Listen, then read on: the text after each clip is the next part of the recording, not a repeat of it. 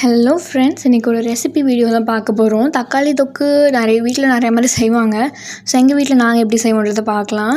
தக்காளி வெங்காயம் நறுக்கிட்டு பூண்டை தட்டி வச்சுக்கலாம். கடாயில் எண்ணெய் ஊற்றி கடுகு போட்டு பெருங்காயத்தூள் போட்டு கருவேப்பிலையும் போட்டுக்கலாம்.